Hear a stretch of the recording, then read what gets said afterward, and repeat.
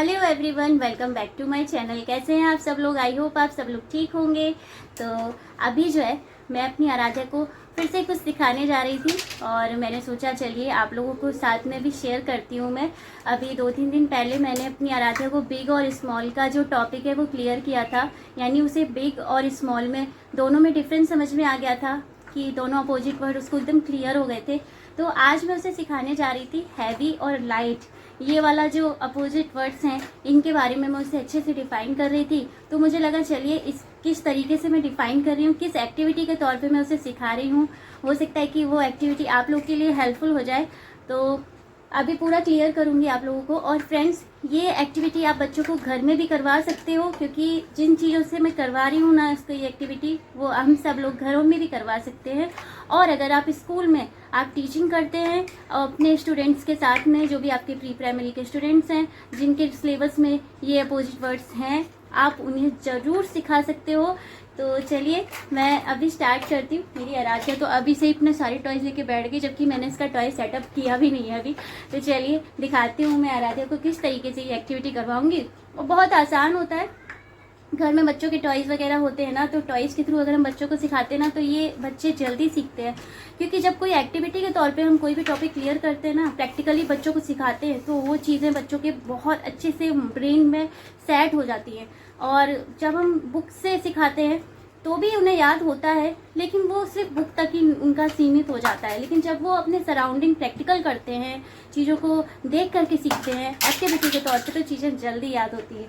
तो चलिए अभी सिखाते हैं अपनी आराध्या को हैवी और लाइट का डिफरेंस क्या है। आराध्या कुछ कह रही है, चलिए अभी दिखाते हैं। सबसे हाई कर दो। ऐसे कौन हाई करता है? अच्छे से हाई बोलो ना, मुंह से भी तो बोलते हैं। हाँ, वेरी गुड। तो आराध्या, मम्मा की बात अच्छे से सुनना, okay? What is this? This basket is heavy. Yes. And what is this? Its light. And what is this? This circle set is heavy. And this is light. तो अब मम्मा को क्लियर करोगी आप? अच्छे से क्लियर करोगी? ठीक है, पहले इसको यहाँ रखो।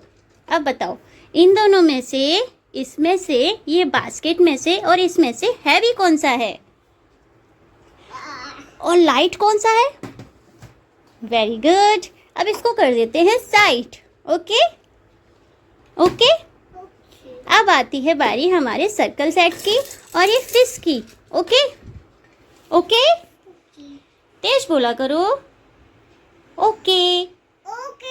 अब बताओ, इस फिश में से और इस सर्कल सेट में से हैवी कौन सा है और लाइट कौन सा है?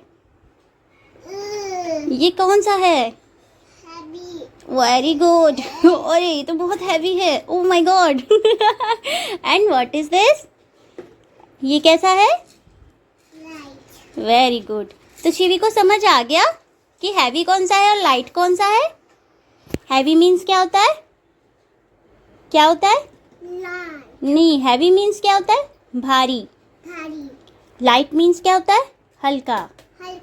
Very good. क्लियर हो गया? अब समझ आ गया आराध्या को? तो चलो चल के बेडरूम में खेलते हैं। Okay, it's your play time. So friends, मैंने अभी आराध्या को हैवी और लाइट का जो टॉपिक है वो क्लियर कर दिया, उसको समझ में भी आ गया। शाम को मैं फिर से उसे एक बार रिपीट करवा दूंगी दूसरे टॉयज़ के साथ में, ताकि उसे और अच्छे से क्लियर हो सके। हालांकि 2 सेट मैंने रख दिए थे इसीलिए, ताकि उसको क्लियर हो सके।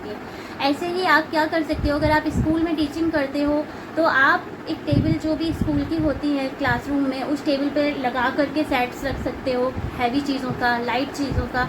और एक एक करके जो भी क्लास में बच्चे हैं उनको लेकर के आकर के बुला करके हैवी और लाइट चीज़ें टच करवा के उनको बता सकते हो कि कौन सा हैवी है और कौन सा लाइट है। फिर दूसरे दिन आप दोबारा ये एक्टिविटी रिपीट करिए, और इस एक्टिविटी के तौर पे उस दिन आप बच्चों को एक्सप्लेन मत करिए। जो नेक्स्ट डे आप ये वाली एक्टिविटी रिपीट करिएगा, आप बिल्कुल भी बच्चों की हेल्प मत करिएगा। बच्चों को खुद से हैवी चीज़ें उठाने दीजिएगा, जिससे भी आप हैवी पूछ रहे हो, जिससे आप लाइट पूछ रहे हो, उनको खुद उठाने दीजिएगा। लेकिन जिस दिन आप सिखा रहे हो, एक्सप्लेन कर रहे हो बच्चों को, उस दिन आप बच्चों को सिर्फ और सिर्फ समझाइएगा कि हैवी कौन सा है और लाइट कौन सा है। तो आई एम श्योर बच्चों को ज़रूर समझ में आएगा। अगर आप स्कूल में पढ़ाते हो तो इस तरीके से सिखा सकते हो, और अगर आप घर में सिखा रहे हो तो आप 2-3 दिन लगातार आप ये एक्टिविटी करवाओगे ना, तो तरह तरह की चीज़ों से करवाइएगा। सिर्फ एक ही टॉय लेकर के मत बैठिएगा कि एक ही टॉय का सेट लेकर के बैठ जाएं और उसी से सिखाएं। तरह तरह की चीज़ें से आप सिखा सकते हो। जैसे आप घर में, ज़रूरी नहीं है कि बच्चों के टॉय से ही, घर में और भी चीज़ें होती है, बहुत सारी चीज़ें घर में, तो बहुत सारी चीज़ें मिल सकती है। स्कूल्स में तो फिर भी चीज़ें होती है, लिमिटेड होती हैं, लेकिन जब घर में बात आती है ना, तो बहुत सारी ऐसी हैवी और लाइट चीज़ें आपको मिल जाएंगी जो आप सिखा सकते हो बच्चों को। तो एज अ पेरेंट आप ये वाली एक्टिविटी घर में भी यूज़ कर सकते हो, और एज अ टीचर आप इसे स्कूल में भी एक्टिविटी को करवा सकते हो। तो आई एम श्योर आपको ये हेल्पफुल ज़रूर लगा होगा वीडियो। अगर ना लगा हो तो बताना कि क्यों नहीं लगा हेल्पफुल, और अगर मेरा ये वाला वीडियो हेल्पफुल लगा हो तो ज़रूर लाइक कर दीजिएगा और कमेंट करके बताइएगा कि मेरी ये जो मैंने आराध्या को अभी एक्टिविटी सिखाई है हैवी और लाइट का, ये कैसी लगी आपको। ये टॉपिक क्लियर हुआ या नहीं हुआ, या आपको ये इजी लग रही है, क्योंकि मुझे तो ये बहुत आसान लगती है। टॉयज़ के थ्रू किसी को कोई भी चीज़ सिखाना मुझे बहुत आसान लगता है, और उसे समझ में भी बहुत जल्दी आता है। मिलती हूँ आपसे नेक्स्ट वीडियो में, तब तक के लिए tata bye bye, see you.